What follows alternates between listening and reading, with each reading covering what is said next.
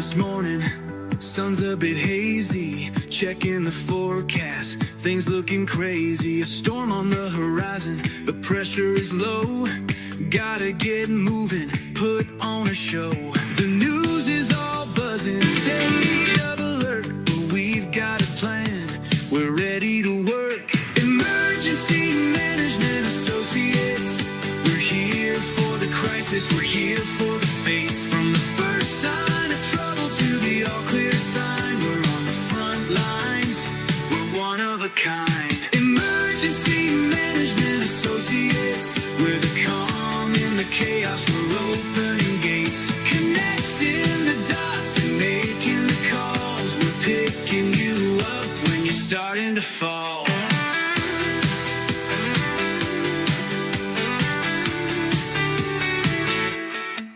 See a little fire or a rising flood, we're a well-oiled machine, we're running in the mud. From the city hall meetings to the rescue teams, turning worst case scenarios into hopeful dreams. We're training the people, we're stocking the gear, we're the team you can count on when trouble is near. Emergency Management Associates, we're here for the crisis, we're here for the fates. From the first sign of trouble to the all clear sign, we're on the front lines, we're one of a kind. Emergency Management Associates, we're the calm in the chaos, we're opening gates, connecting the dots and making the calls. We're picking you up when you're starting to fall. It's more than a job, it's a calling, you see, prepared for the present and what's yet to be. Every second counts, we're ready to react for our communities, we're making an impact.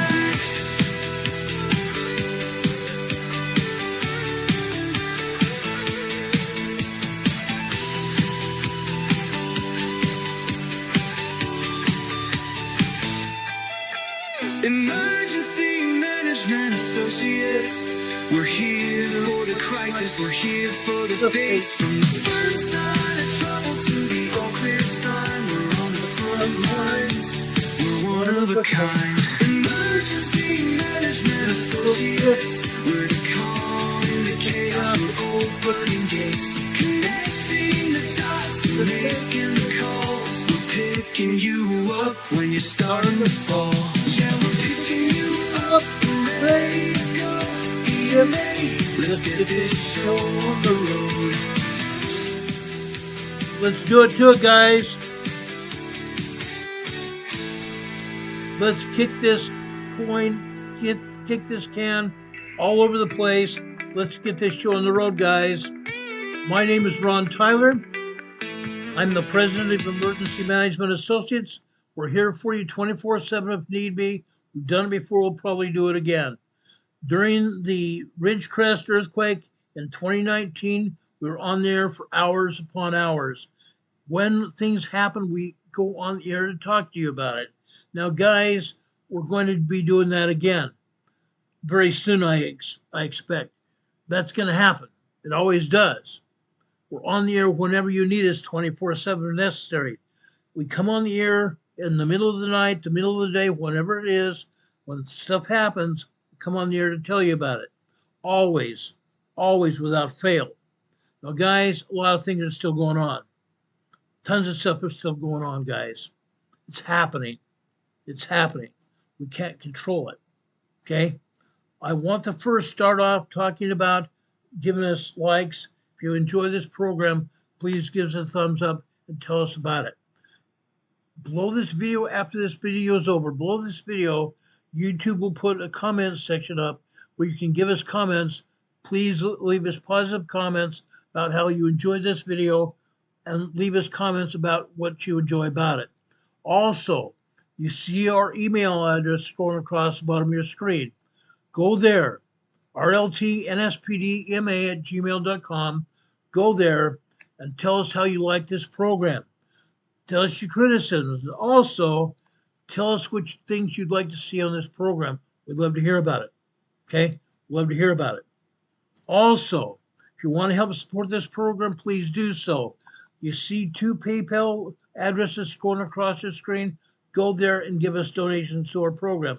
We'd appreciate it to help keep this program on the air. We spend a lot of money every month to make sure we keep this program on the air. We spent $258 every month for bandwidth alone. Bandwidth alone. 1 gig of bandwidth costs us $258 a month to keep this program on the air. We'd appreciate your help with that. Also, you can leave us super chats here in our chat area here. Leave us super chats so you can help support this program. We greatly appreciate that as well. Also, if you would like to, and we'd enjoy having you do it, you can leave us or send us a card or letter in the mail, snail mail, to our post office box 504 Bethel Road, box 401, Morganton, North Carolina. The zip code here is 28655. We'd appreciate that very much as well. Guys, inside your letter or your card, you can also stick a donation in there and mail it to us. It's happened in the past. We'll do it again. We'll do it again, guys. Please help us support this program to keep it on the air. We greatly appreciate it. Okay? Greatly, greatly appreciate it. Give us a thumbs up also if you enjoy this program.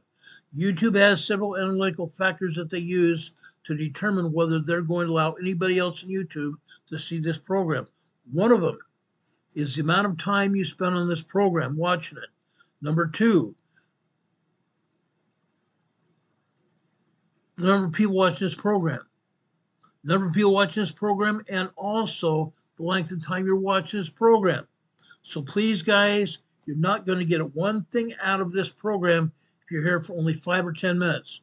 You're not going to get anything out of it, because we have a program here to talk about emergencies and disasters that happen. If you leave this program within a few minutes, you're not going to get anything out of it. Nothing. Nothing. It's as if you shouldn't even be here. I hate saying that, but it's the gosh awful truth. We talk about emergencies and disasters. Why? Because we want to tell you what's going on so you know what's happening, what could happen, so you can prepare for those emergencies and disasters that happen all over the nation or around the world. They happen all the time. We talk about it every day.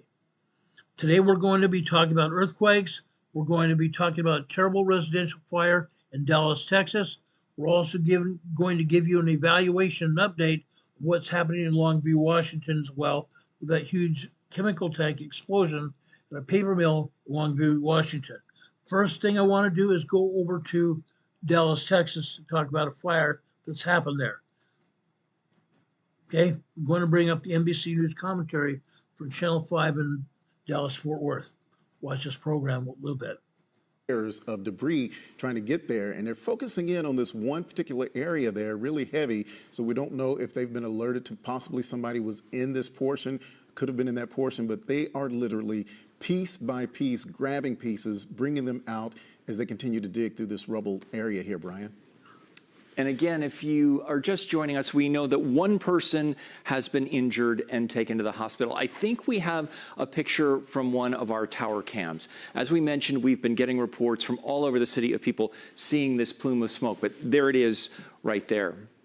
Yep, as Texas Sky Ranger was on the way, as we were watching this and first started getting reports of it, when it was miles away, we could see the smoke billowing up into the air there, and then this is just another shot. So what we're seeing is what others are seeing around the area that may not know exactly what's happening. But again, you're watching NBC5 News, breaking news. Just about 12:47, a 911 call came in of a fire at an apartment complex on East 9th Street and Patton Avenue. This is in the Bishop Arts area. Looking at the debris and hearing from a witness there on the scene, they said it was an explosion that caused this. Dallas Fire Rescue is still working to determine what caused the fire and what actually happened. This has grown through to a 3-alarm fire, which means there are more than 100 firefighters on this scene right now working this fire and still trying to contain it, and actually look like they're trying to keep it from spreading to the buildings right next door to it at this time. Yeah, it looks like there is another apartment building right next door, Vince, and obviously they don't want it to spread any further, but this fire still burning here more than an hour after the first call came in. So we're still giving you a live look at this scene. You can see the large amount of debris that is spread out onto the sidewalk and onto the street. You see firefighters battling this fire from the ground, and from the air. They're putting water on top of it, and then you have firefighters right there on the ground putting water into the lower 2 levels. We can see at least 2 levels to this building here.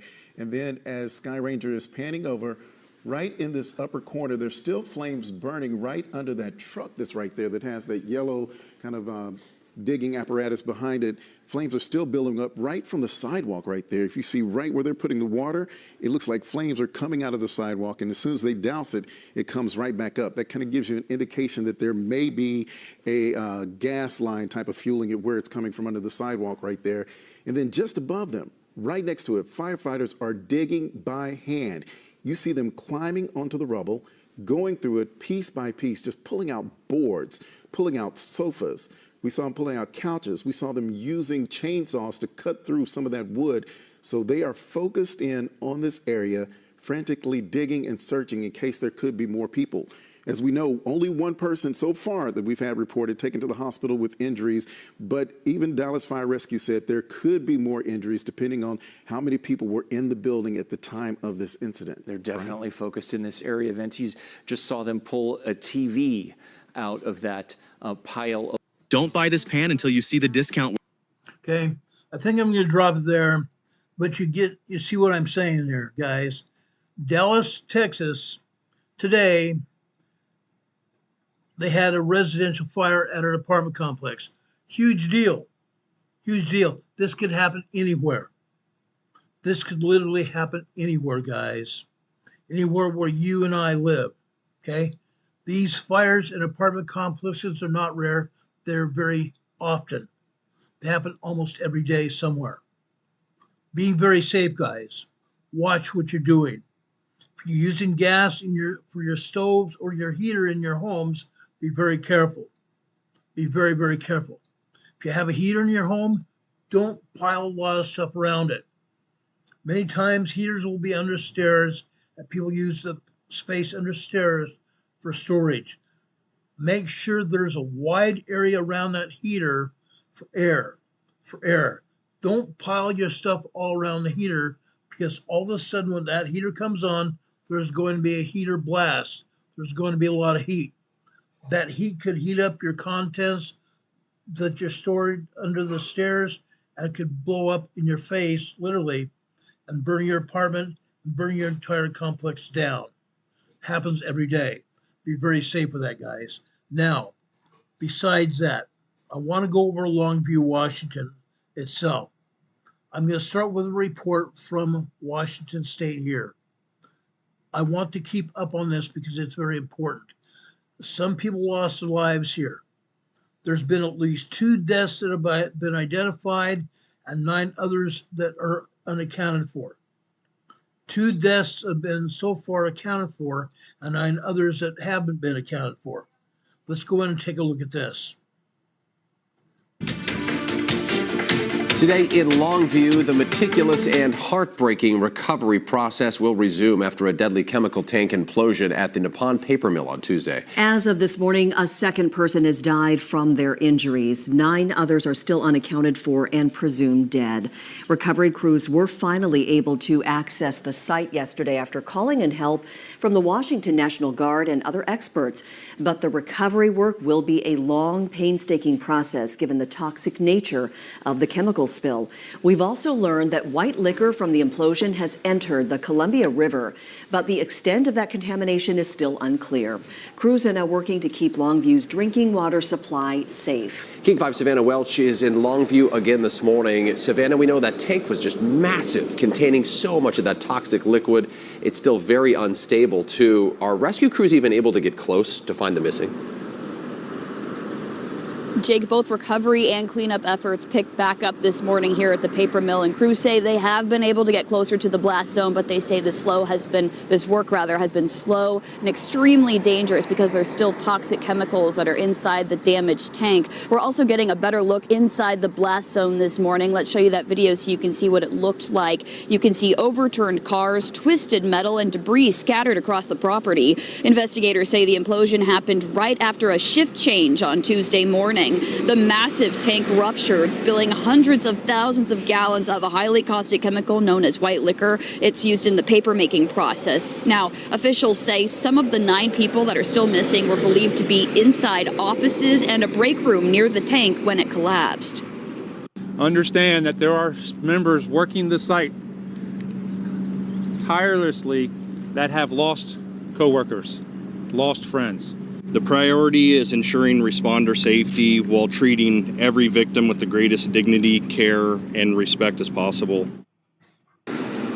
Officials also confirmed chemicals from the tank rupture made their way into the Columbia River. The Department of Ecology says crews are now flushing contaminated water from nearby ditches with fresh water, then pumping it into the river to help dilute the chemicals. The EPA and Department of Ecology are continuing to monitor water and air quality, though officials still say there's no current concern about Longview's drinking water. People are still, though, being urged to stay away from ditches and waterways near the mill. Meanwhile, workers and community members are obviously heartbroken over this and are demanding answers from the company. Coming up in the next half hour, we'll hear directly from the company about their response and the investigation moving forward. Reporting live in Longview, Savannah Welch, King 5 News. Thanks, Savannah. Experts, by the way, tell King 5 that paper mill explosions have happened before, but an implosion like this is incredibly rare, that tank just collapsing on itself. Let's take a closer look at the tank here. It's at the Nippon Dynawave packaging facility. As we mentioned, it holds about 900,000 gallons of that white liquor. For comparison, an Olympic-sized swimming pool is 660,000 gallons of water. Fire officials believe 25,000 gallons are still in that tank. So what is this white liquor? Well, it's a solution made up of sodium sulfide and sodium hydroxide. When heated, it's used to break down wood fibers to make all kinds of paper products. It's around 13 out of 14 on the pH scale, too, making it highly caustic. The tanks even require a special protective glass on the inside, a lining, to prevent it from eating through the metal. Any contact with the skin can cause 2nd to 3rd degree burns. Now, as for the accident itself, experts suggest that it was a dangerous vacuum that formed inside the tank. Eventually, the pressure dropped so low that the structure failed catastrophically, unleashing contents with explosive force, strong enough to toss pickup trucks through the air. So the big question for investigators right now, what caused that dangerous vacuum to form? And did workers in the area receive any warning about what was about to unfold? Again, 11 people in total are presumed dead. 2 of them have been confirmed dead. We're expecting to hear more from first responders this afternoon around 3 o'clock as the recovery process continues today. Stay with King 5 for the latest on the situation, both on air and on our King 5 app. That app. Okay, I've got another report here. I've got a total of 3 reports about this. This is also very important. Again, possibly 11 people have been unaccounted for total. 2 have died. 2 have died and 11 people are unaccounted for. That caustic liquid, okay, it's called white paper, but white liquor.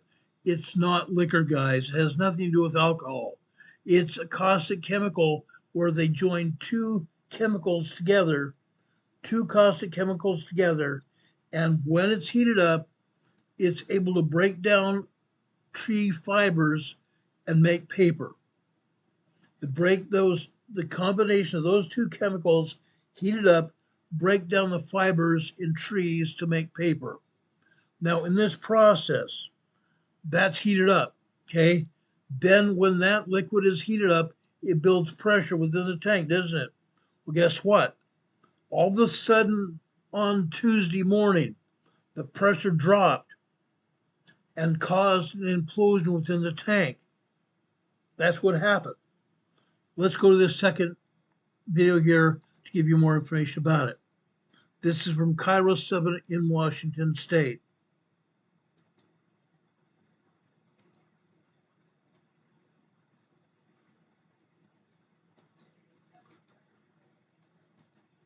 Between 550 and 570,000 gallons of that caustic chemical known as white liquor burst out of that tank in Longview.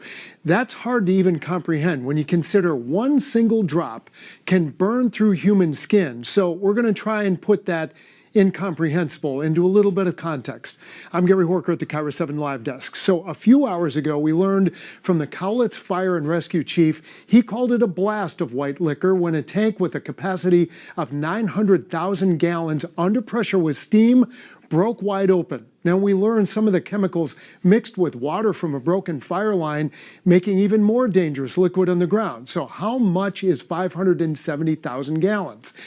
Okay, watch this, guys. This is a good analogy. He puts it very simple here. That amount, take a look, of liquid would fill an Olympic-sized swimming pool that's 6.5 feet deep, 164 feet long. Just think about this. And it would be 82 feet wide. That's an Olympic pool, and it would fill that 80% to the top. 550,000 gallons of water could supply 4 average family households with water for their house for an entire year. So yes, it's a lot. Water testing and a dozen dead carp confirmed some of that incredibly corrosive chemical flowed into the Columbia River too, because that's how the drainage pump system worked at that plant until they turned it off. Nobody knows just how much leaked into the river yet, or the entire extent of the damage done.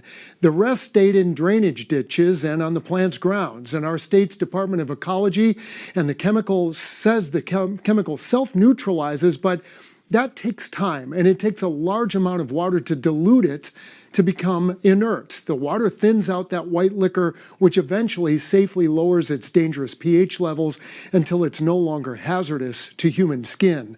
About 25,000 gallons of that white liquor is still inside that mangled tank, so EPA and ecology engineers have to wear special rubberized hazmat suits, and when they get in there, they plan to slowly pump the remaining liquid out into safe containers and tanks to keep any more of that liquid from leaking out. There's context from the Live Desk. I'm Gary Horker. Our laundry sheets. Okay, guys, that's where it is. Okay, I just showed you exactly what's going on there. Okay, that tank that leaked could have filled upwards of one long, huge Olympic-sized swimming pool. Okay, he pointed that out very easily there. Okay, but again, they are talking about that liquid being pumped into the river there, the river where people get water to drink, water to bathe. They say that the water that people are getting in their homes is non-toxic, is not having any toxicity at all. Now, you guys, we have to take them at face value. We have to take that at face value. Why? Because we have to trust them to some certain extent. Yes, a lot of people have come to me already saying, Ron, how can you trust anybody that is pumping that caustic liquid into the river? Guys, they have to dilute it. They have to dilute it to keep the toxicity level low. They have to dilute it. I have a feeling that they've been pumping this stuff into the river there for a very long time. Very, very long time. But the amount of levels of chemical has been low up until now. There again, there are people that live near the industrial area. There are ditches near the industrial area where this liquid has seeped into the ditches. They're telling residential people to keep their children and everybody away from those ditches. Already they found dead carp that have been harmed by this toxic liquid. Dead carp either in the ditches or in the rivers. So guys, this is very serious still. One more report about this yet here. Okay, this again is coming from King 5 News in Seattle, Washington.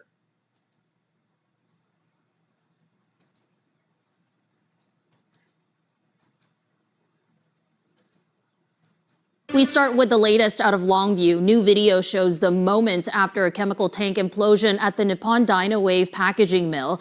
Tuesday's disaster has now claimed the lives of 2 people. 9 others are still unaccounted for and presumed dead. The governor says officials are bracing for what could become the deadliest industrial tragedy in modern state history. We have now learned some of the victims' names. The first two were identified by loved ones as Gilbert Bernal and Jared Ammons. A fundraiser to support Ammons' family says he leaves behind a wife and 2 children with another child on the way. The family wrote, quote, "His loss has left an unimaginable hole in the hearts of everyone who knew him." A similar sentiment coming from the daughter of Gilbert Bernal. He was just a very genuine person, and just within minutes of you talking with him, you felt like you know him for a lifetime. We've also confirmed brothers Tyler and Brad Covington are among those presumed dead. This is a photo of Tyler, who leaves behind a fiance and 3 children, according to a fundraiser for the family. Of the 8 people injured in the implosion, 5 have been released from the hospital. We're also tracking the urgent environmental impacts that are happening right now. The tank that imploded had the capacity to hold 900,000 gallons of a toxic white liquor used in the paper making process. First responders confirm some of that liquid has entered the Columbia River. King 5 Savannah Welch reports from Longview. Crews have been able to get closer to the blast zone, but they say the work has been slow and extremely dangerous because of the toxic chemicals still inside the damaged tank. Let's show you that video from inside the blast area. You can see overturned cars, scattered metal and twisted debris and metal. Investigators say the implosion happened right after a shift change Tuesday morning. The massive tank ruptured, spilling hundreds of thousands of gallons of a highly caustic chemical known as white liquor. It's used in the paper making process. Officials say some of the 9 people who are still missing were believed to be inside offices and a break room near the tank when it collapsed. Understand that there are members working the site tirelessly that have lost coworkers, lost friends. The priority is ensuring responder safety while treating every victim with the greatest dignity, care, and respect as possible. Officials also confirm that chemicals from the tank rupture made their way into the Columbia River. The Department of Ecology says crews are now flushing contaminated water from nearby ditches with fresh water, then pumping it into the river to help dilute the chemicals. The EPA and Department of Ecology are continuing to monitor water and air quality. Officials say there are currently no concerns about Longview's drinking water, but still, people are being urged to stay away from ditches and waterways near the mill. Meanwhile, workers and community members are demanding answers about what went wrong and whether or not this could have been prevented. Coming up in the next half hour, we'll hear from the company directly about their response and the investigation moving forward. Reporting in Longview, Savannah Welch, King 5 News. Experts tell King 5 explosions at paper mills have happened before, but an implosion like this is incredibly rare. Let's take a closer look at the tank at the center of all of this. The tank at the Nippon Dynawave packaging facility has capacity to hold around 900,000 gallons of white liquor. For comparison, an Olympic-sized swimming pool holds around 660,000 gallons of water. Fire officials believe 25,000 gallons are still inside the tank. So what exactly is white liquor? It's a solution made up of sodium sulfide and sodium hydroxide. And when it is heated, it's used to break down wood fibers to make paper products. It's around 13 out of 14 on the pH scale, making it highly caustic. The tanks even require a special protective glass lining to prevent it from eating through the metal. Any contact with skin can quickly cause 2nd to 3rd degree chemical burns. And as for the accident itself, experts suggest a dangerous vacuum formed inside the tank. Eventually, the pressure dropped so low that the structure failed catastrophically, unleashing its contents with explosive force strong enough to toss around pickup trucks. The big question now for investigators is what caused that dangerous vacuum to form, and did workers in the area receive any warning about what exactly was unfolding inside that tank?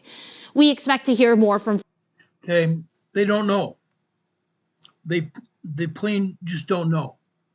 Okay, I believe in the coming weeks and months, we're going to find something out. But right now, they just don't know. But the bad thing is this, guys. The bad thing is this. Things are also happening there. Okay, the EPA has arrived today to go in there and try to help investigate and relieve some fears of the chemical going into the water supply in Longview, Washington. They say it's not happening right now, but the EPA is there doing their job as well. Now, I've got other reports that I've gone into today I've done an exhaustive study on this today, and I have reports from employees that have worked there and former employees, and we're not allowed to identify those on the air today. Those employees said that that chemical company, okay, that Dynawave company that is run from Japan has done all kinds of things to people, okay? They put people in harm's way every day.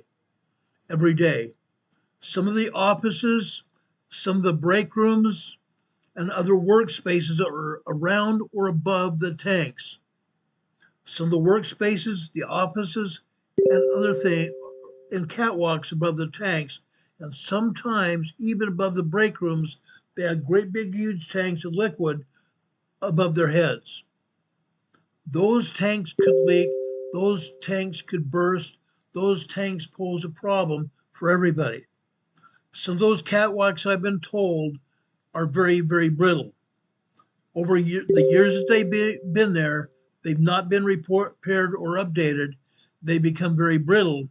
And at some point in time, those catwalks are going to give way, and more damage is going to be had for people in their lives in that plant. Okay? Again, that plant may not be safe at all. EPA is there going through the plant today, and in the coming days and weeks, they're going to find out more and more information. As we get information that I can reliably count on, I'll share that information with all of you.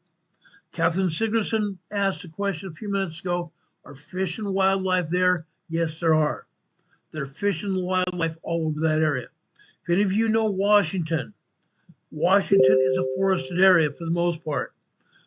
The only break in the forested area are the cities and towns.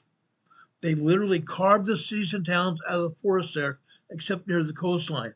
And even near the coastline, the fish and wildlife are on the coast as well.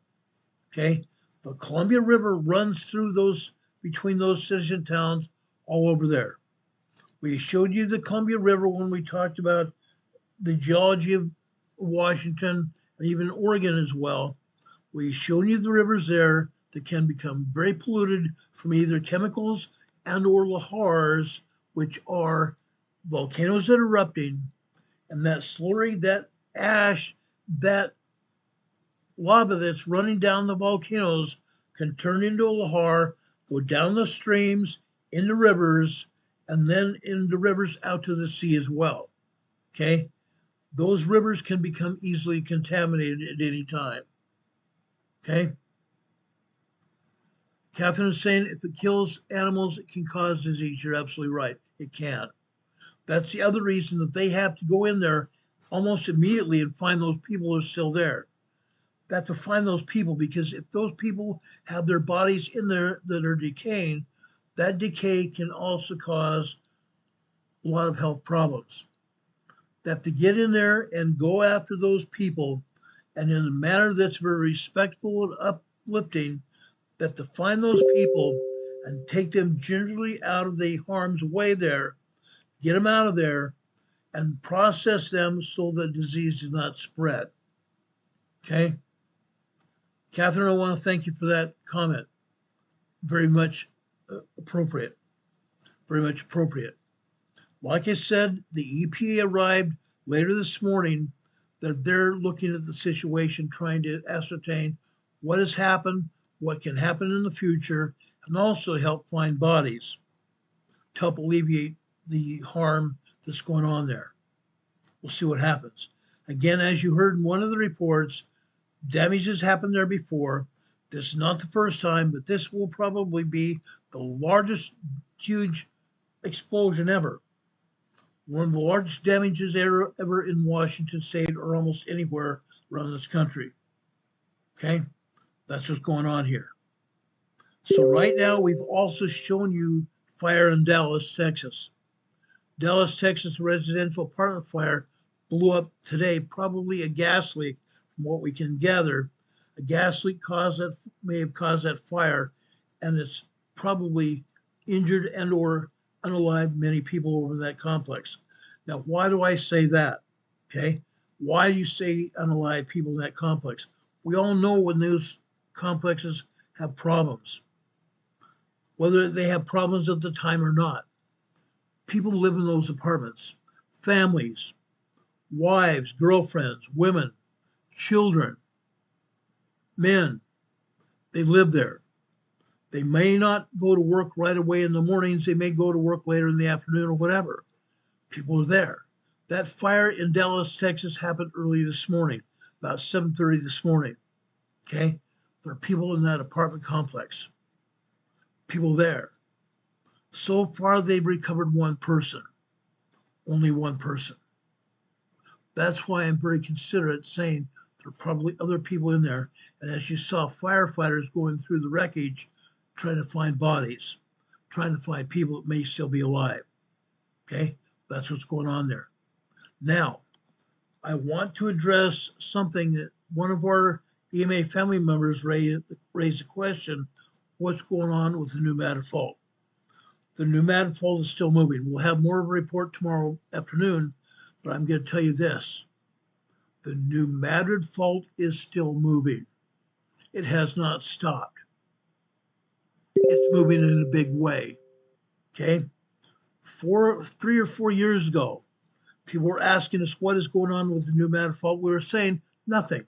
And that was the absolute truth. Very little was going on the new Madrid fault. Most of the seismic activity around the new Madrid was tremors, 1.0 to 1.9 tremors. Then about 2 years ago, those tremors suddenly began to be minor earthquakes, 2.0 to 2.9, which for the most part can't be felt. Then last year, we started seeing 3.0, 3.5 earthquakes on the new Madrid fault. Bit earlier this year, we had a 4.5 earthquake in Missouri. A 4.5 moderate earthquake in Missouri.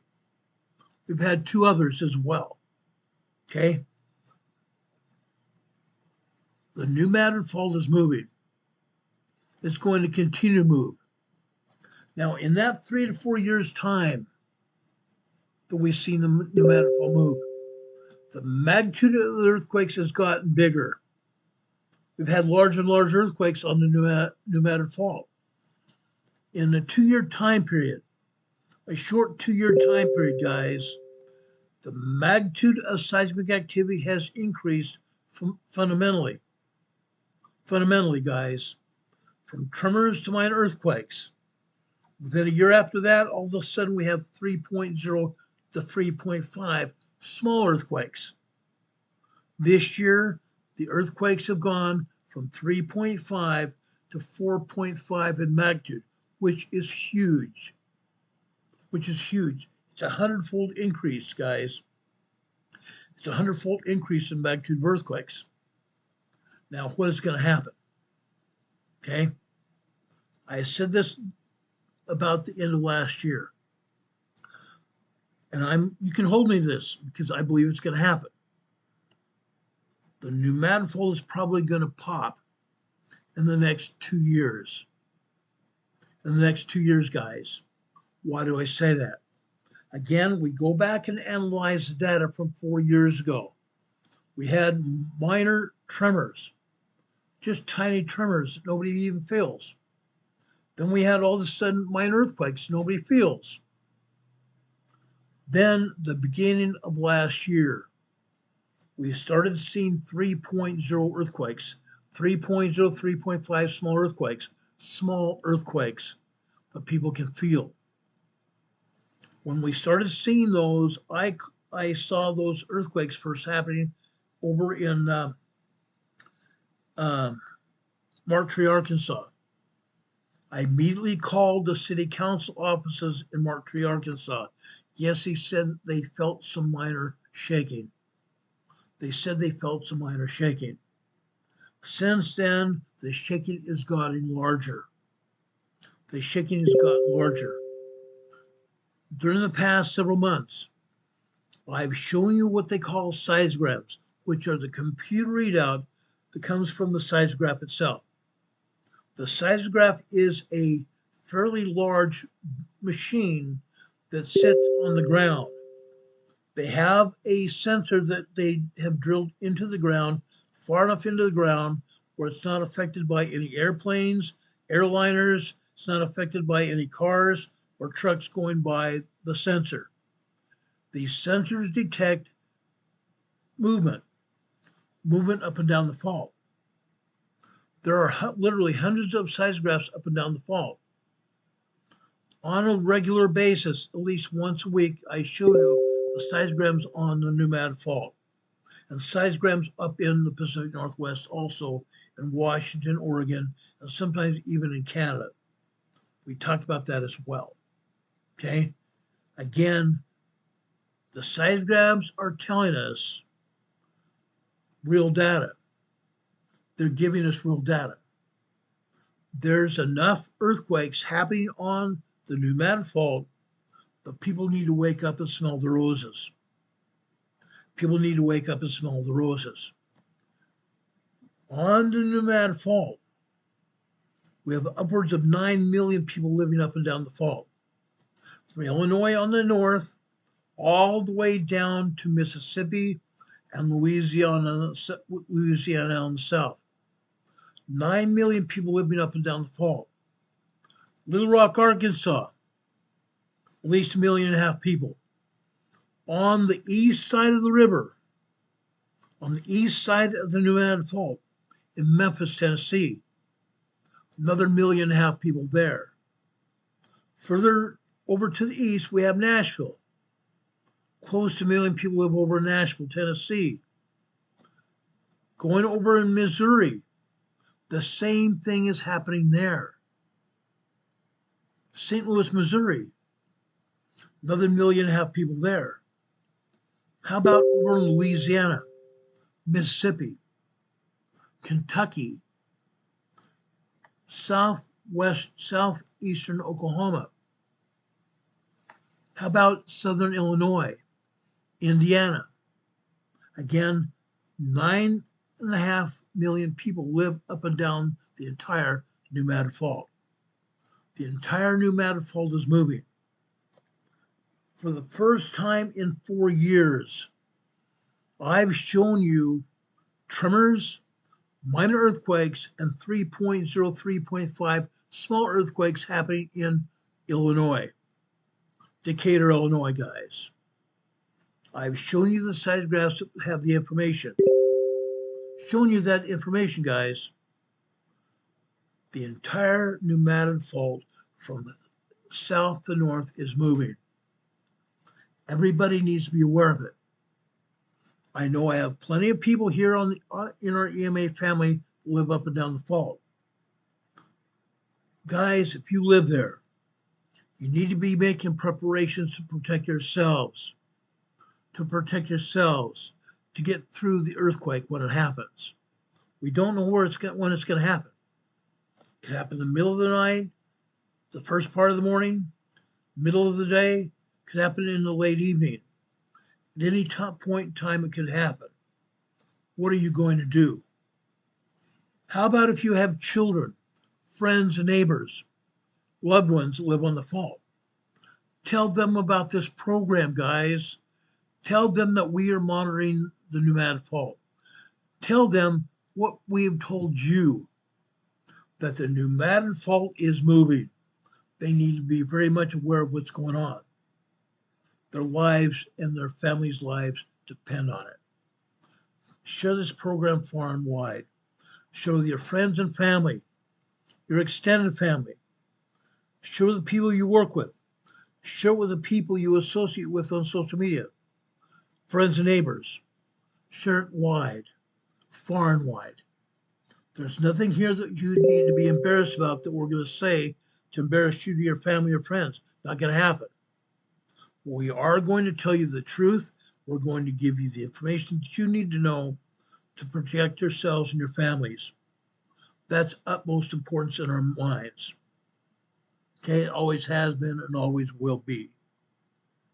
That's how we are. That's how we are.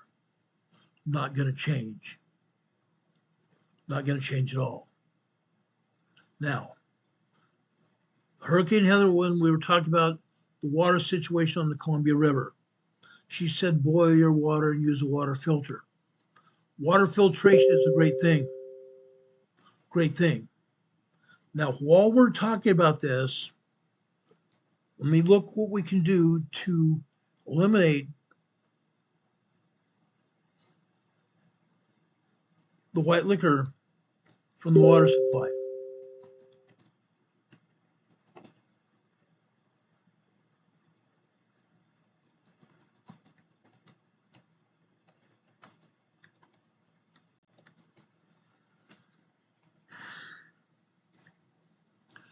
Again, like we said, like we were showing those videos from Washington State, from Longview, Washington, white liquor is a highly corrosive alkaline chemical used in paper manufacturing, consisting mostly of sodium hydroxide and sodium sulfide. Now, if you're asking about its safety regarding drinking water, this chemical liquid or white liquor is extremely dangerous to the consumer and can cause severe chemical burns on contact. On contact. Okay? Safety concerning drinking water. Okay? Yes, we are inquiring about the recent incident in Longview, Washington. I'm going to tell you guys, local and federal authorities report that the city's drinking water remains safe to use. The water is sourced from deep aquifers, and treatment plants are engineered to shut down before the contaminants enter the system. Emergency crews are actively flushing the chemical through ditch systems to dilute it to safe levels before discharging it into the Columbia River. The dilution process causes an off-gassing effect, which may produce noticeable foul smell in certain areas. Officials in the state these fumes are not considered toxic at those detected levels so far. They're still working on it, guys. But as Hurricane Heather's chat said, make sure you are drinking filtered water. Make sure you're drinking filtered water. Now, as we have told you, as we continue to tell you, here where we live, we do not drink anything that's not filtered. We don't drink tap water at all. For the most part, we drink bottled water. Yes, bottled water has plastic contaminants. We understand that. But the bottled water we have is safer than the tap water. We're in the process of trying to get a filtration system for our house so we can drink filtered water from our system here. But presently, the taste of the water here is very distasteful, very bad. And in fact, during the past month or so, we've smelled a very toxic level of chlorine in the water coming out of the tap. That kind of chlorine level is not very helpful. Can't be.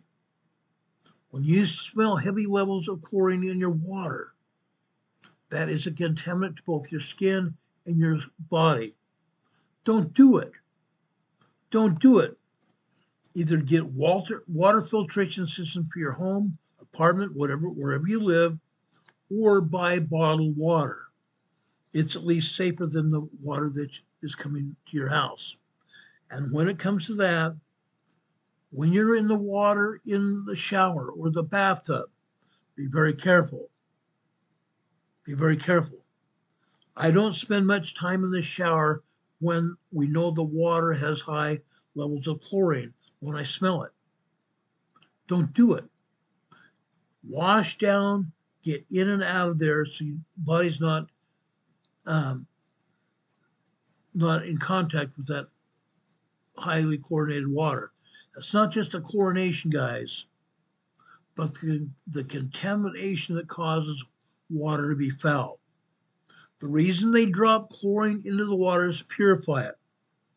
What are they going to do when they're dropping chlorine into the water? Why? The water's contaminated, obviously. It has to be for them to be dropping large amounts of chlorine in the water. I choose not to drink it. We don't drink it. We don't cook with it at all. We cook with water we buy. Okay? That's what we do. I want to welcome Highway Runner here. She hasn't been on the program for a while. I talked to her on the phone, I believe it was yesterday. We appreciate her. She was in California dropping off some things with her truck, but she's been with us for a very long time. We appreciate her being with us now. Okay? Do we have any questions about anything so far that we talked about?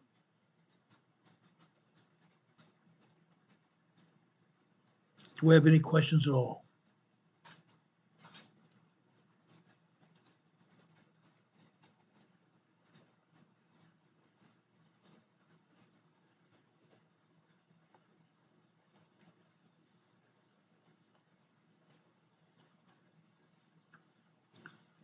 Now, guys, I also want to tell you, I thought I already had it keyed up here. Yes, I do right here. I want to talk about what is going on in Iran. President Trump held a cabinet meeting over in Camp David. He was expecting people from Iran that would be signing an agreement for a complete end of the war. That didn't happen. That didn't happen at all.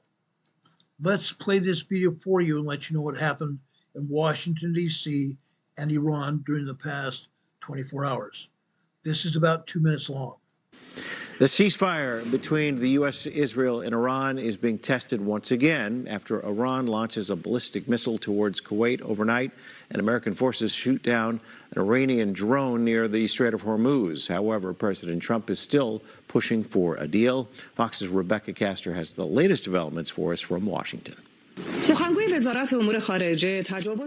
state TV condemning the latest round of U.S. strikes, which Central Command says targeted 5 Iranian attack drones in a launch site near the Strait of Hormuz. At the beginning of this operation, the Iranians put out localized command and control of the various forces, meaning you probably have independent local commanders operating on their own authority. The shaky ceasefire adding more pressure to peace talks, but President Trump says he's in no rush to make a deal. They thought they were going to outweight me. You know, we'll outweight him. He's got the midterms. I don't care about the midterms. Iran cannot have a nuclear weapon. That's the president's top priority, but publicly, Iran's leaders have shown no sign of backing down. An Iranian security official saying this yesterday. Iran will not be pushed back by Trump's rhetoric from its red lines. The right to enrich uranium, possession of enriched uranium, authority over the Strait of Hormuz, and the removal of sanctions. They want everyone in Iran to know that the regime is strong. I think we may be looking at a resumption of military strikes in the event that we continue to see no movement behind the scenes towards a deal. The uncertainty driving oil prices back up Thursday. And some analysts think the U.S. should be doing more to fully reopen the Strait of Hormuz for oil shipments. I think we need to move a little quicker. The American people are paying quite a heavy tax. Pakistan's foreign minister, who's played a key role in mediating peace talks between Iran and the U.S., will be here in D.C. tomorrow to meet with Secretary Marco Rubio. In Washington, Rebecca Castor, Fox 9. Okay, that's what's going on in Washington, okay? Iran said that they wanted a peace deal. They sent the prime minister from Pakistan over to Iran, finally to deliver to Iran the negotiated details to get a peace deal through. Apparently, Iran has not said anything about that, but has said they want to keep their enriched uranium. They want to keep the Strait of Hormuz closed and be able to dock the ships a tax of $1 million per ship to go through the Strait of Hormuz. That's not good enough. Not good enough at all. Again, Iran, according to President Trump, will have no nuclear weapons at all. Iran is saying otherwise. They're going to keep the nuclear weapons program going. They said they're going to keep the uranium that they have. President Trump says, no, you're not. President Trump said that they are going to keep the Strait of Hormuz open to everybody. When questioned specifically about the Strait of Hormuz, President Trump said he nor Iran or anybody else is going to control the Strait of Hormuz. It's international waters. President Trump said our U.S. military will oversee the Strait of Hormuz. The United States will oversee Hormuz completely to make sure it remains an international body of water, so every ship that wants to go through can go through without paying a huge $1 million tax to Iran, and that money going into Iran's coffers for nuclear weapons. Not going to happen. Now, what might happen?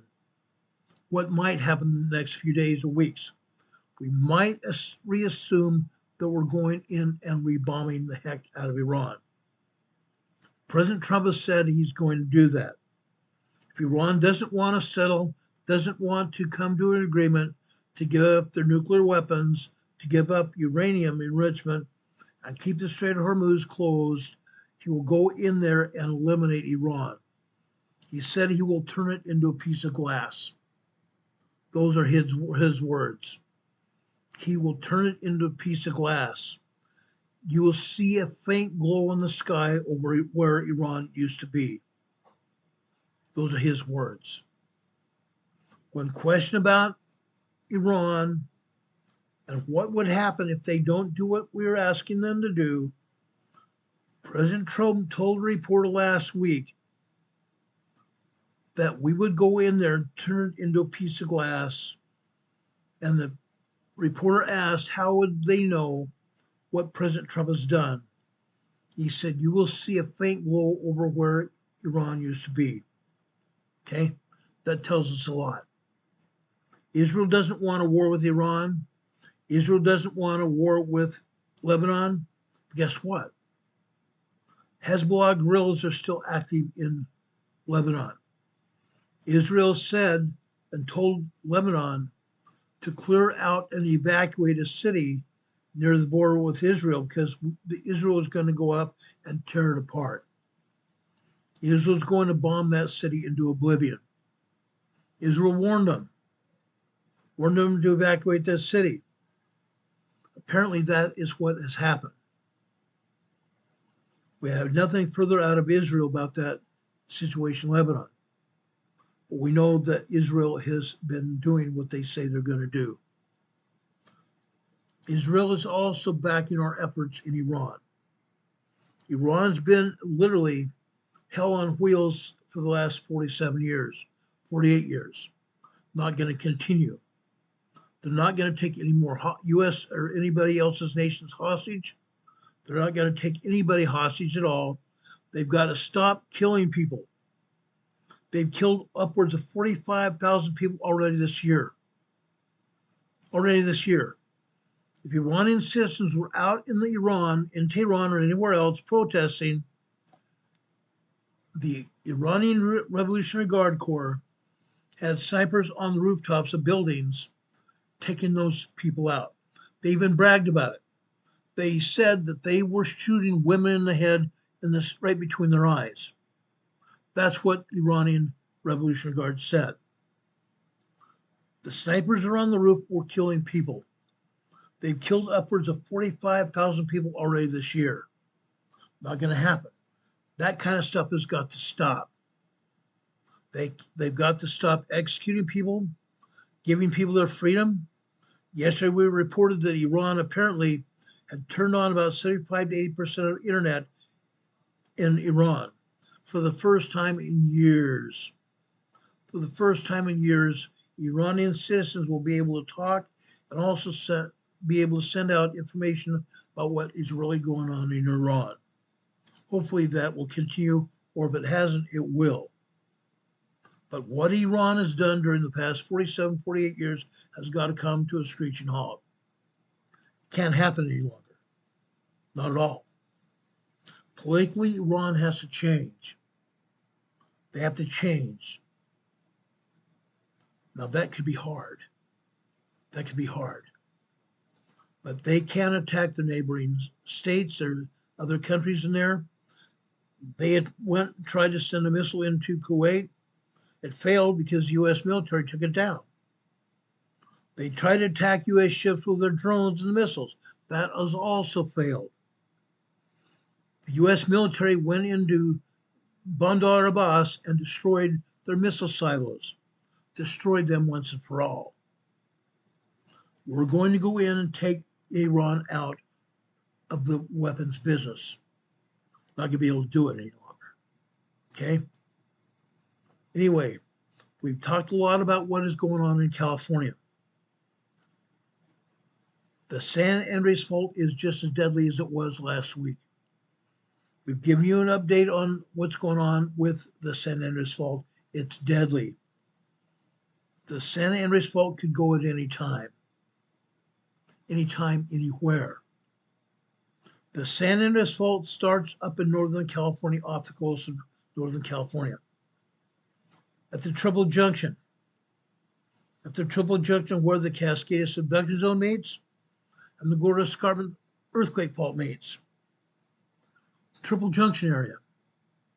From there it runs all the way through California, all the way down into Mexico. That area is very dangerous, guys. That area is very dangerous. What would happen when we have a Cascadia earthquake in the Pacific Northwest? And that seismic energy goes down the Cascadia subduction zone, goes down the fault line. It could trigger the San Andreas Fault as well. And that subsequent energy from the Cascadia earthquake, that 9.0, 10.0 earthquake, is going to be echoed all the way down the fault to the south into northern Mexico. Yeah, absolutely. It will also be echoed all the way up into Alaska as well. We know that. We know that for a fact. What could happen? Millions of people die. Millions of people will be unalived. That's a fact. We know that. Everybody around here needs to be prepared. Now, I will open up the USGS map here.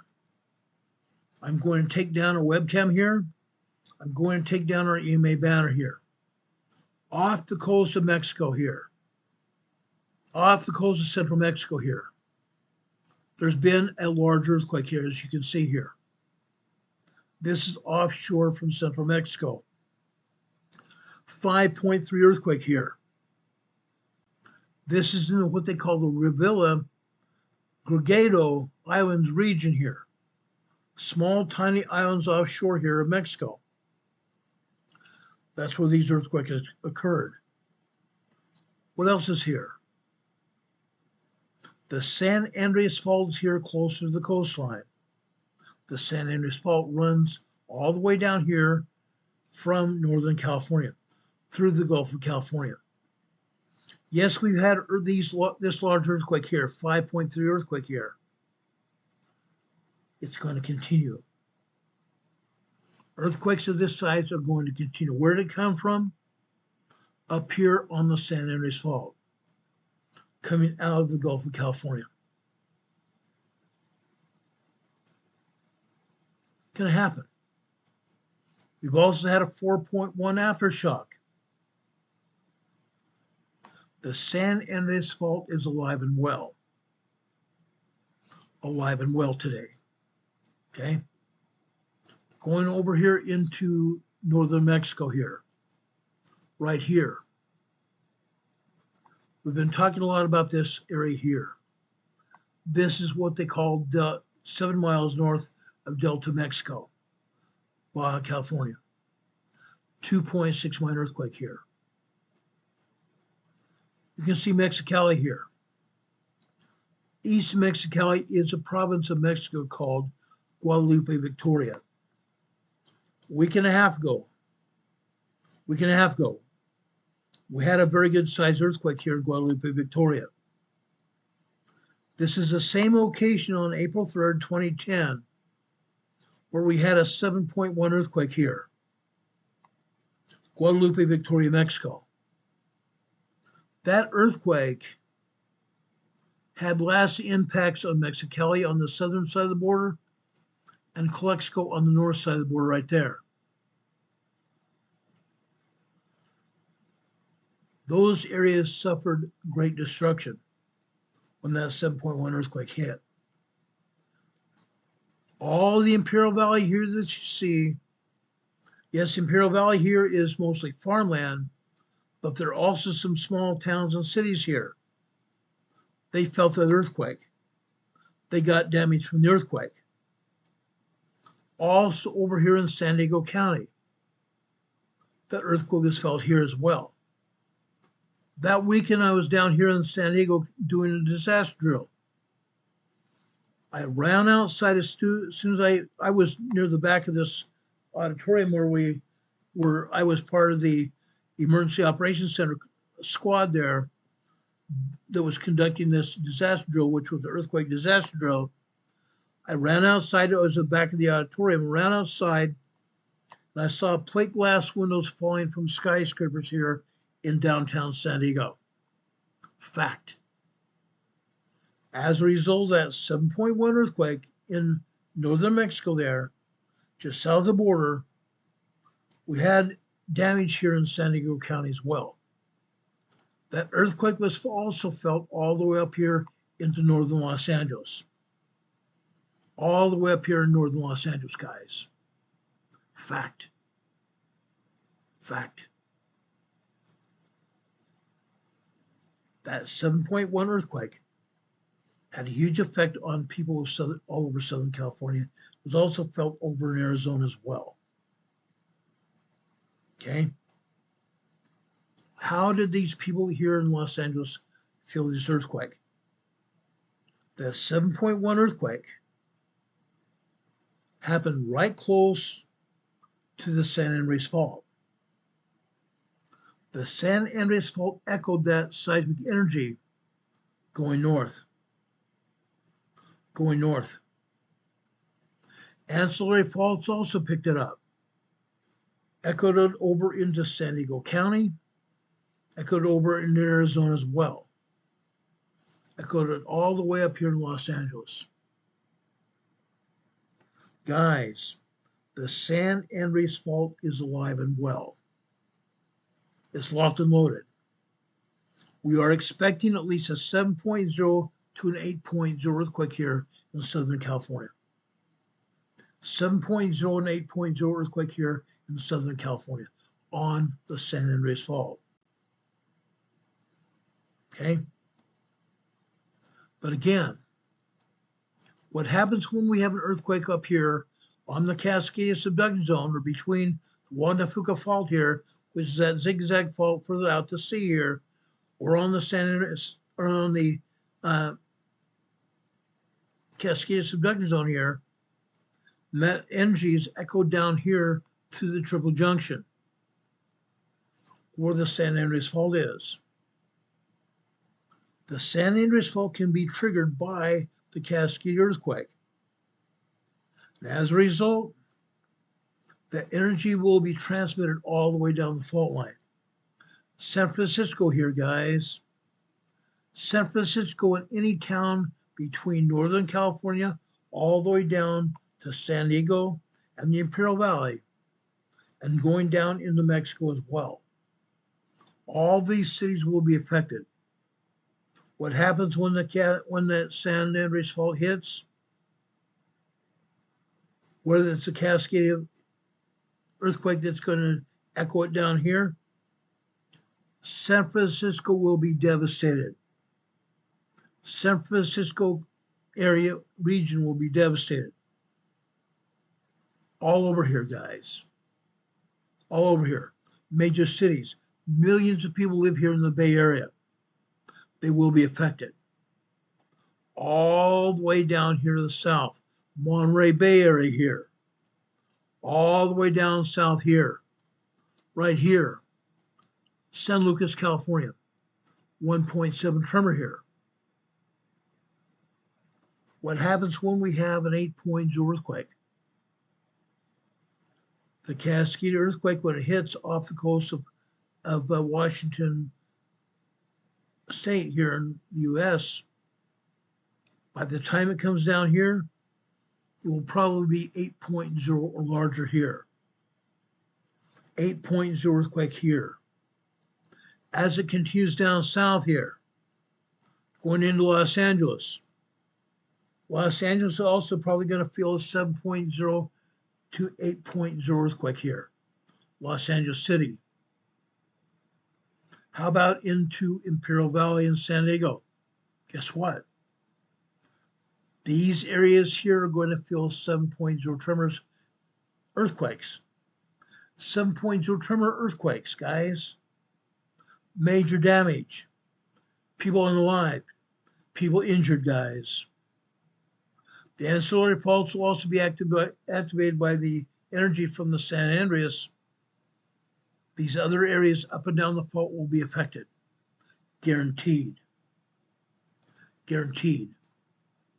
Also, what you need to know, the entire country, Canada and the United States, entire continent will be affected. Because this cascading earthquake will be such a huge earthquake, 9.0, 10.0 earthquake, the energy will be expended all across the entire continent, all across the North American continent, all the way out here to the East Coast, all the way out here to the East Coast. Nova Scotia, Canada, Rich Quake is there, Nova Scotia, Canada. He and his family will be affected as well as his neighbors and friends. Our buddy, Canadian Patriot 1, who lives in Ontario, Canada, up here, they will also feel that quake. All of you who live here along the East Coast of the United States, Connecticut, Mark Pires in Connecticut, he's going to feel this earthquake. Other friends we have in Boston. I have dear friends that are EMA family members in Boston, all over there. My dad's naval ship is in Boston Harbor as a museum. All those people are going to feel that earthquake here. Probably going to be a large 5.0 by the time it reaches here. But you're going to feel it. You're going to feel it. Washington D.C. is going to feel it. Our friend Linda Covington in Virginia is going to feel it.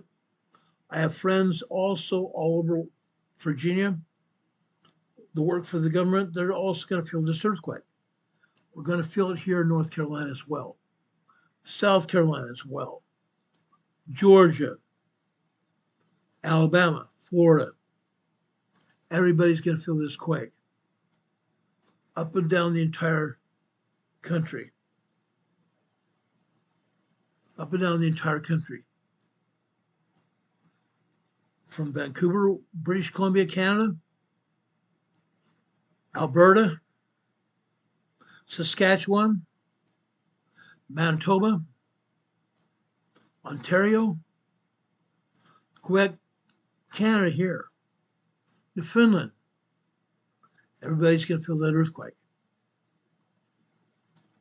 It's going to be a big deal. It's going to be a very big deal. That's why we talk about it. That's why we talk about it. It's going to be a huge deal. That's why we talk about it. We want everybody to be prepared for what's going to happen.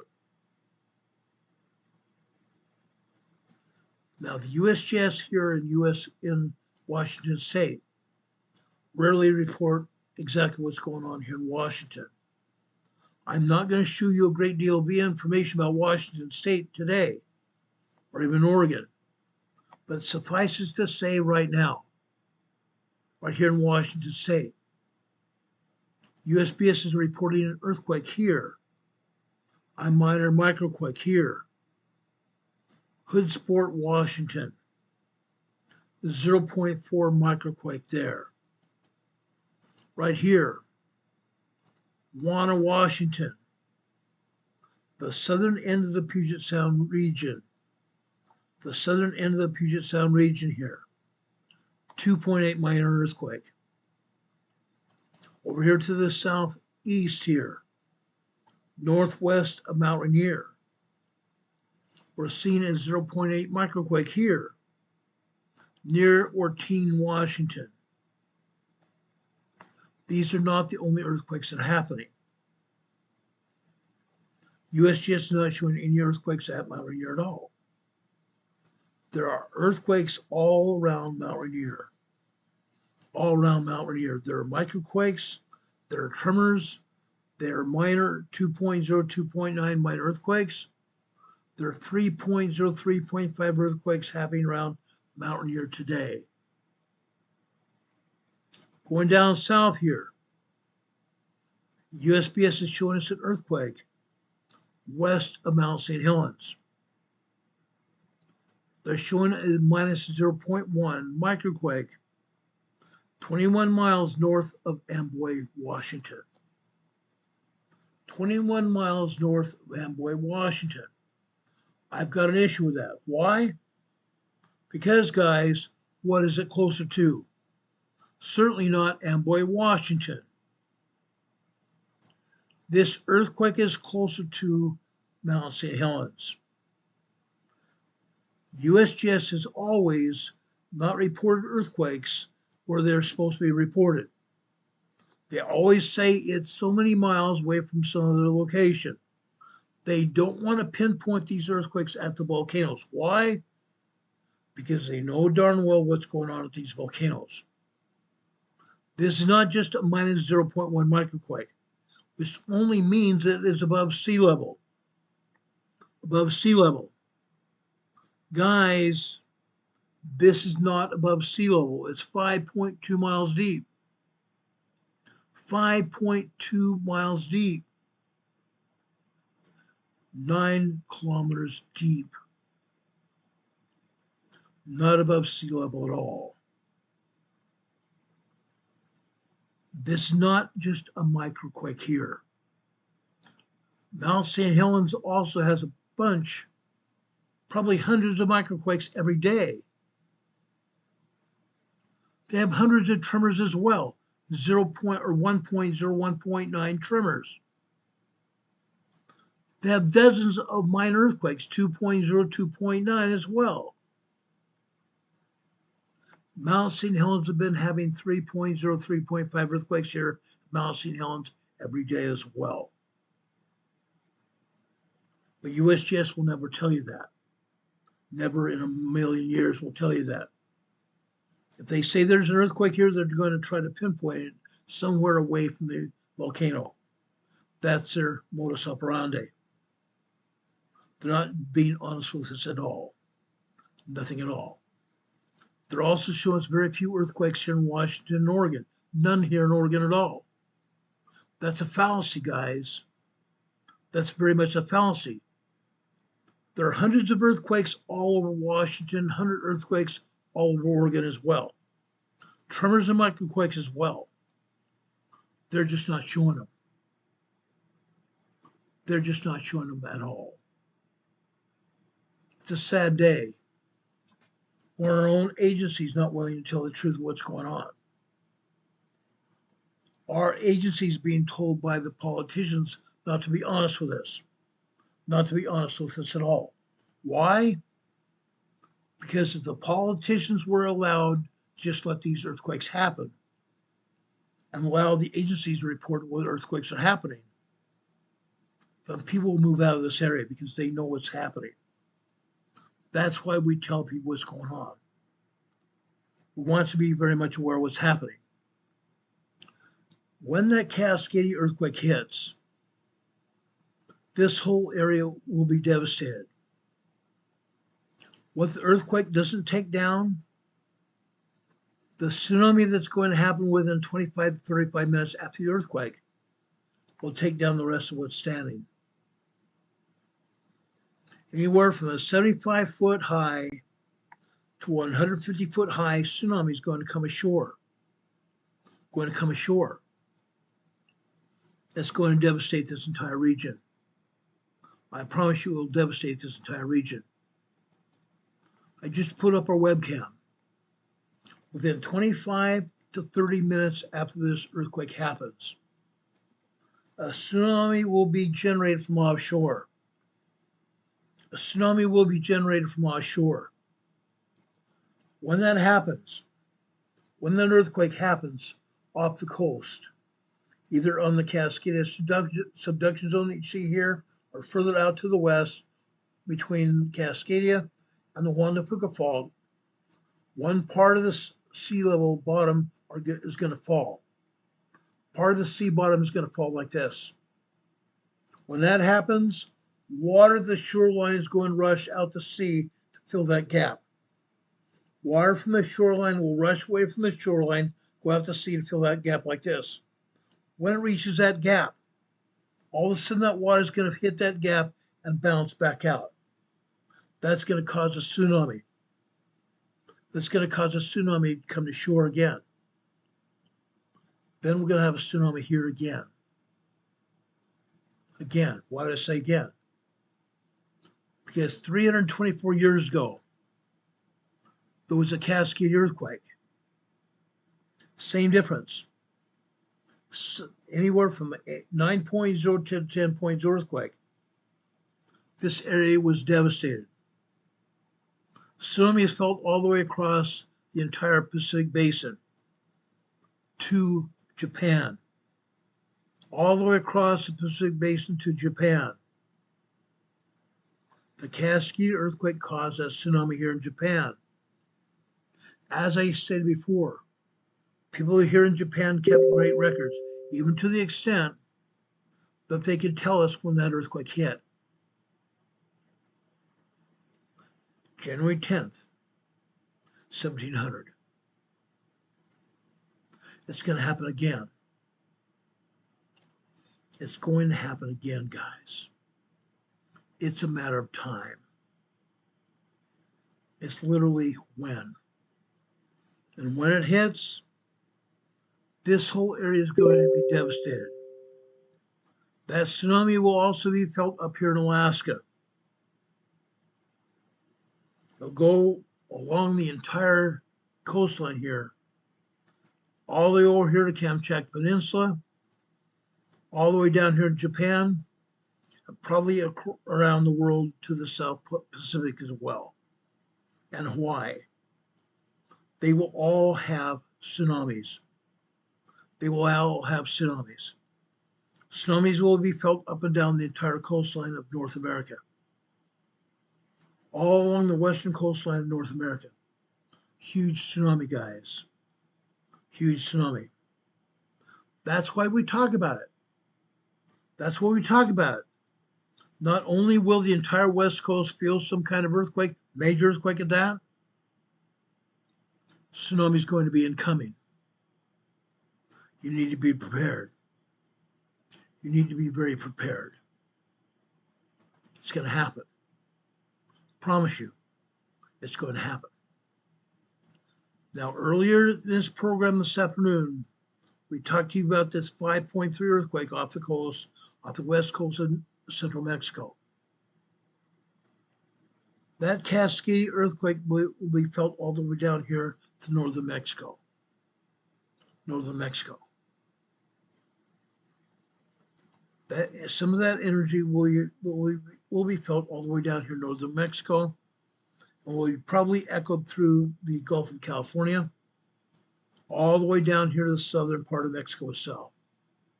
Yeah. By the time it reaches here in southern Mexico, the energy will probably be deleted as small earthquakes and tremors. Maybe not. Maybe it'll be larger. We don't know. Nobody was alive now that was alive during the time of this earthquake, when it first happened. Before I leave you tonight, I want to stop over here in Texas. Texas and up into southern New Mexico. Southern New Mexico right here. We have a 3.0 earthquake in southern New Mexico right here. Why? Why? Let's zoom in here and tell you why. Okay? This earthquake happened here on the northern excuse me. The northern side of what? The Rocky Mountains. The Rocky Mountains. The Rocky Mountains are still pulling earthquakes all the way down here to the south. All the way down here to the south. Down here in northern south, or actually northwestern Texas, Why are we having earthquakes here? The simple reason is this. Look closely, guys. Here in northwestern Texas, we have earthquakes because of fracking. Oil and gas operations here going on. Oil and gas pumping operations. Anytime you see a oil and gas plot here, within 6 to 10 miles away from that earthquake, if there's a plot, this was an oil and gas earthquake. This was an oil and gas earthquake. Okay? This is a 2.0 earthquake. Down here further south here, this is the 1.1 tremor here. Going over here to the east, this is the 1.8 tremor here. This is a 3.1 small earthquake. Oil and gas, you guys. Oil and gas, this is an oil and gas pumping field. Look at these. These are ponds. These are ponds that have treated sewage in them. They pump this treated water down into the shale beds here to get oil and gas out of the shale here in northwestern Texas. Fracking. Oil and gas fracking operations here. That's why you see earthquakes here. All over here. All over here. Go further out to the east here. We have a good sized swarm of earthquakes here. The 0.8 microquake here. Toyah, Texas. 21 miles northwest of Toyah, Texas. Oil and gas here, guys. Oil and gas. Right here. 1.6 tremor here. Look where the oil and gas plot is here. This is at 1.8 tremor here. 27 miles northwest of Toyah, Texas. Literally right next to an oil and gas fracking operation. This is the 1.6 tremor here. This is a 1.5 tremor here. Unreal, huh? I'm not done. Further over here in the east here, 2.0 earthquake. 22 miles northwest of Toyah, Texas. How can that be? How can it be? This is 22 miles northwest of Toyah, Texas. This is 22 miles northwest of Toyah, Texas. Impossible. Impossible, guys. Totally impossible. Totally and absolutely impossible. Guys, again, this is just another example of USGS not telling us the truth about what these earthquakes are. They're not. But as you can see, these earthquakes are in an oil and gas area. Oil and gas pumping field. In some cases, you can even see on the satellite pictures here, you can see the oil and gas pumps going on here. If I show you my other device, you can see the pumps and jacks on almost all of the plots here, all over Texas and in Oklahoma as well. Oil and gas fracking operations here in Texas. They happen all over, guys. They happen literally all over. Down here in south central Texas, 2.0 earthquake here in Pires, Texas. Interesting enough, this is also 5.5 miles deep. 5.5 miles deep. Look at this. Oil and gas plots here as well. One plot is right there. Oil and gas here. This is a 2.0 minor earthquake. 6 miles southeast, Pires, Texas. Not the only one here. Not by far. This is the 1.6 tremor here near Three Rivers, Texas. Three Rivers, Texas, look at this. Literally right next to this earthquake. An oil and gas pumping operation here. Oil and gas pumping operation here. You can just barely see the pumping jacks here. That's why we get earthquakes here in Texas and Oklahoma. Texas and Oklahoma. We have friends in Oklahoma as well. Okay? One of our friends in Oklahoma's name is Julie. She and her husband feel these earthquakes. This earthquake is not just an earthquake. USGS is saying this is an explosion. A quarry blast. Quarry blast here in Oklahoma. Look right here. This may very well be a quarry blast. It's in the same area as the other quarry here. This is the 1.6 tremor here. It may have been activated by the quarry itself. There may have been a quarry blast in the quarry, and the sensor here picked it up. But 1.6 tremor anyway. Oklahoma. Just because USGS says there are no earthquakes here in Oklahoma doesn't mean it's true. There are 586,000 pumps and jacks all over Oklahoma. 586,000 pumps and jacks all over Oklahoma. On the way here from Utah, I took I-40, Interstate 40, to get here. Guys, guess what I saw? Oil and gas pumping operations all over Oklahoma. All over Oklahoma. You should see buildings here in Oklahoma City. But outside the city, we have oil and gas pumping operations going on. Literally everywhere. Right there. Right there. Oil and gas pumping operations going on, guys. They're everywhere. I saw active pumps and jacks all the way through Texas, all the way through Oklahoma, all the way to Arkansas. All the way to Arkansas. Pumps and jacks all over. 586,000 pumps and jacks in Oklahoma as well. Heaven knows how many pumps and jacks are happening in Texas. We don't know how many pumps and jacks they have in Texas. Thousands. Thousands, maybe hundreds of thousands here in Texas. Everything is bigger in Texas, including the numbers of pumps and jacks.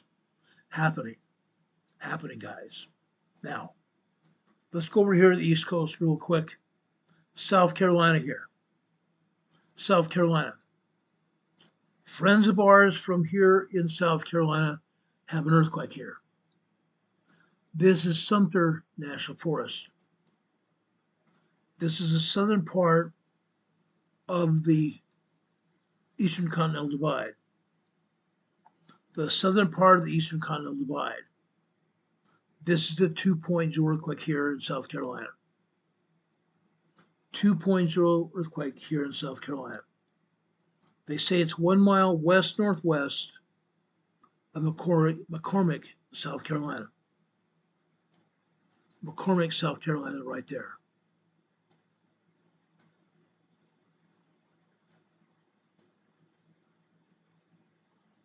McCormick, South Carolina, right there. 2.0 earthquake. Nobody felt this earthquake. 2.0 earthquakes cannot be felt. They're minor earthquakes. Minor earthquakes are 2.0, 2.9. Even larger size of 2.8, 2.9 can maybe be felt by very sensitive people. Only very sensitive people. But 3.0, 3.9 is a different story. Those are small quakes, and they can be felt by most people. Earthquakes happen here. I'm going to tell you this. This is not the only earthquake here in South Carolina. It's not the only earthquake here on the East Coast as well. If I had the opportunity, I'd show you earthquakes in Georgia, South and North Carolina, and earthquakes over here into Virginia as well. All because of what? All because of what? Out here to sea, in the center of the Atlantic Ocean, the North Atlantic plate is expanding. This North Atlantic plate earthquake fault is expanding. Expanding like this, guys. The Atlantic plate, the Atlantic fault line is pushing Africa and Europe in the easterly direction. It's also pushing North America, Canada, Greenland, the United States, and northern Mexico in a southwesterly direction. As a result, we have earthquakes up and down the entire North American continent. USGS never shows it. Almost never shows it, guys. I can guarantee you I could show you seismographs today of the earthquakes on the East Coast. I can show you seismographs showing earthquakes over here on the Eastern Continental Divide as well. And USGS has only shown us one earthquake over here on the southern part of the Eastern Continental Divide. There are hundreds of them, guys. There are hundreds of earthquakes here. Promise you. Promise you, guys. Now, guys, I know that a lot of people cut off from this program. They don't want to watch it any longer. That's fine. That's fine. But they also didn't get this information I just gave you. They didn't get this information I just gave you. Sad. Very sad situation. Guys, in order to get anything out of this program, you need to be here for most of the program. You need to take and be here during most of the program. That way you find out what's going on. Right here, northern Utah, Snowville, Utah, 3.1 small earthquake here in northern Utah, right next to the Idaho border. Right next to the Idaho border. North of there, right here, Wyoming, Idaho border here. Fairfield, Wyoming, 2.0 earthquake here. Going just a little bit to the north here, right here. Mammoth, Wyoming, northwest of West Yellowstone. Mammoth, Wyoming. This is a 1.4 tremor here. Not a big deal. This is also at the Mammoth Geysers Basin. This is volcanic in nature. This earthquake is a 1.4 tremor here in the Mammoth Geyser Basin here in northwestern Wyoming. To the southeast, you see Yellowstone National Park. They're not showing anything going on here. But if I would bring up the Utah State University Seismological Department, I could show you tremors all over this area. Utah State University Seismological Department monitors earthquakes here in Yellowstone, Idaho, and Utah. They have earthquakes here. Again, the Utah State Seismology Department reported this information to USGS. And USGS is still not reporting all the earthquakes here. They're not reporting all the earthquakes here in Utah either. Not at all. They're hardly showing anything down here. Right here. They show 1.1 tremor here. This is 9 miles northeast of Milford, Utah. What's here, guys? What's here? The Black Rock Desert volcano here. the Black Rock Desert Volcano. Unreal, guys. What are these dots here? These are stations here where they are attempting to take steam from the upper magma chambers of the volcano to power turbines here to generate electricity. The Black Rock Desert Volcano is recharging as all of the other volcanoes around the world. That's why we have an earthquake here near Milford, Utah. 1.4 tremor here in the area where we have these drill points, where they're taking steam from the upper magma chambers of the volcano to power turbines here near Milford, Utah. The volcano is alive and well. The volcano is alive and well, guys. Before I leave you this program tonight, I have some information about California. I have some information about California, guys. This might not blow your mind at all. Your California governor, Gavin Newsom, told the crowd how California plans to collect California's money that President Trump is giving Californians from their tax relief efforts. People are collecting their tax refunds from the U.S. government. But Gavin Newsom is told how he tends to have California take Californians' money from the back pockets of the Californians as taxes.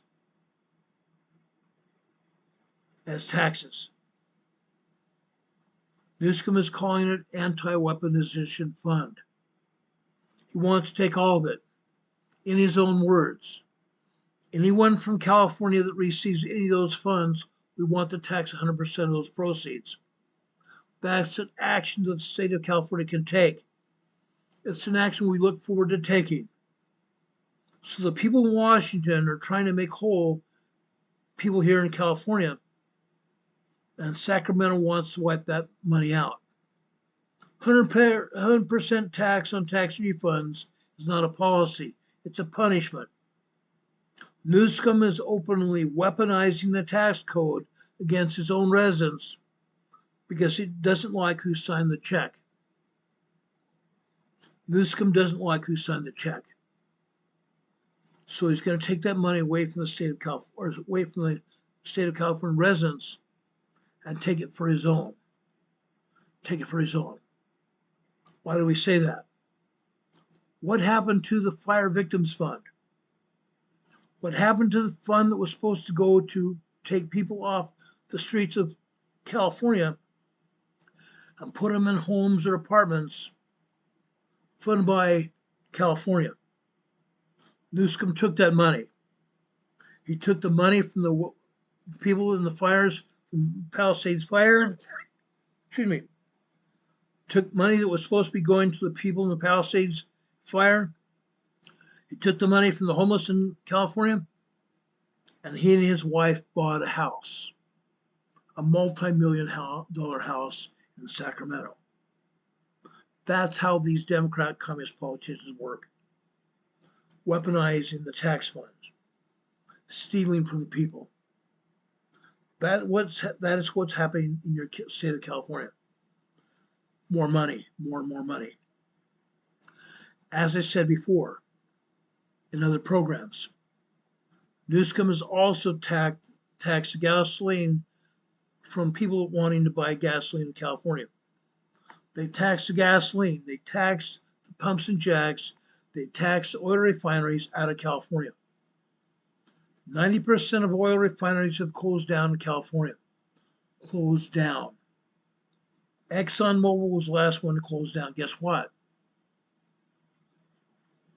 Another refinery in Illinois has moved over to Texas.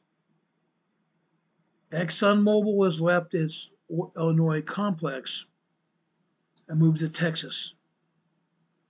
because the Democrat governor there in Illinois taxed it into oblivion. Oil companies are being run out of these states and going over to where they can do business, going over where they're doing business. People from out of state, from California, are moving to Utah, Arizona, Texas, and beyond because they're being tired of being taxed beyond their capacity. And now their gas taxes have gone up. Whereas some parts of California paying upwards of $7 a gallon, all over the place. Now we know darn well what's happening in Iran. Gas prices have skyrocketed because of the Iran war. During this past weekend, we saw gas prices go from $4.99 a gallon to $4.81 a gallon. Gas prices went back down. But they're probably going to go back up because Iran doesn't want to sign a contract. Iran doesn't want to sign an anti-war contract, giving up its uranium, making sure they don't have a nuclear weapon, and making sure they can still tax ships going through the Strait of Hormuz. President Trump says no to that. Iran thought they could wait out the president because the midterm election is going to be held in November. President Trump says he doesn't give a hoot about the midterm elections. Iran is get the hell blown out of them. Iran, if you don't turn your uranium and any of the nuclear materials that you have over the United States and make sure that the Strait of Hormuz remains open, you're going to destroy your country. We will rid Iran from its mullahs. We will rid Iran from the Islamic mullahs, completely destroying the country, unfortunately. Now, guys, I hate leaving that just here for you. I'm going to leave you something positive here just a second. Before I leave you, I want to leave you with something positive. This time I'm going to the New Testament. Philemon, first chapter, verses 6 and 7. The communication of thy faith may become effectual by acknowledging of every good thing which is in you in Jesus Christ. And us acknowledging every good thing that we have in us from Jesus Christ. For we have great joy and consolation in thy love, because the bowels of the saints are refreshed by thee, brother. The bowels of the saints are refreshed by the message from Jesus Christ. Remember that. Gain your own testimony of Jesus Christ through the study of Scriptures. Study the Scriptures in prayer. You're going to find out for yourself about your testimony of Jesus Christ. You're going to find out more about Jesus Christ as well. I promise you, through the gift of the Holy Spirit, through the Holy Ghost, you're going to be able to know the truth of all things. May God bless you. May God be with you this day and always. I see this every day, but I mean it. May God bless you and be with you always. God be with you until we meet again. If anything else happens tonight, we'll be with you as soon as the information becomes available. Tonight or tomorrow, we'll be with you as soon as the information becomes available. Till then, have a good night. Like I said, God be with you until we meet again. We'll see you on the other side. Take care, everybody. Much love. See you soon. Good night.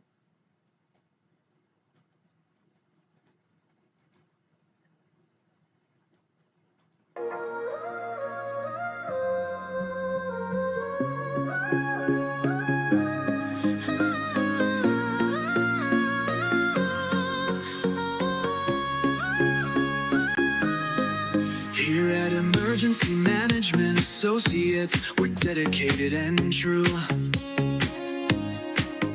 bringing you the essential knowledge, helping you see things through.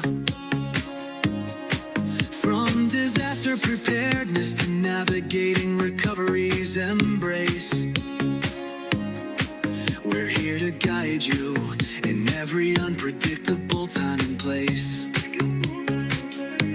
We break down the complex, make it easy to grasp and absorb, sharing strategies for safety. The vital lessons you can't afford to hoard, So thank you for watching, and thank you so much for your sub. You're a key part of our growing family, a member of our knowledge club. With every like, every share, and every comment you send our way, our critical message spreads further, helping more people every single day. Together we're stronger and more prepared. That's the truth we all abide. You help us build resilience with nowhere for uncertainty to hide. Your engagement truly inspires us. Your feedback acts as a guiding light, helping us continually grow and making our channel's future bright. We're always learning, always striving to be better. Bring you the most up-to-date information, no matter the weather. Emergency Management Associates is here for you now and forever, it's true. Keep watching, keep learning, because we truly appreciate all that you do. Thank you.